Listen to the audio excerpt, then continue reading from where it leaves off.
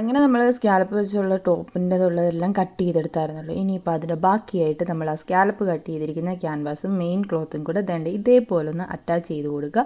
അതിനുശേഷം ഇതിൻ്റെ 3 സൈഡും ദണ്ട് ഇതുപോലൊന്ന് അടിച്ചു കൊടുക്കണം. സ്കാലപ്പിൻ്റെ ആ പോർഷനൊക്കെ അത് കറക്റ്റായിട്ടുള്ള രീതിയിൽ തന്നെ അടിക്കണം. സ്പീഡ് കുറച്ച് പെതൊക്കെ അടിക്കണം. ഞാനിതിപ്പോൾ വീഡിയോയുടെ സ്പീഡ് കൂട്ടിയിട്ടിരിക്കുന്നതുകൊണ്ട് നിങ്ങൾക്ക് സ്പീഡിൽ അടിച്ചിരിക്കുന്നതായിട്ട് ഫീൽ ചെയ്യുന്നതാണ്.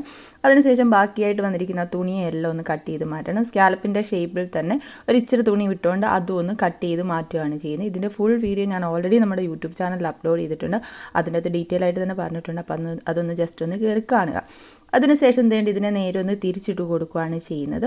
തിരിച്ചിട്ട് കഴിയുമ്പോഴത്തേക്കിന് നല്ല പെർഫെക്റ്റ് ആയിട്ട് തന്നെ നമ്മുടെ ആ ഓരോ സ്കാലപ്പും നല്ല പെർഫെക്റ്റ് ആയിട്ട് നല്ല നീറ്റായിട്ട് തന്നെ നമുക്ക് കിട്ടുന്നതാണ്.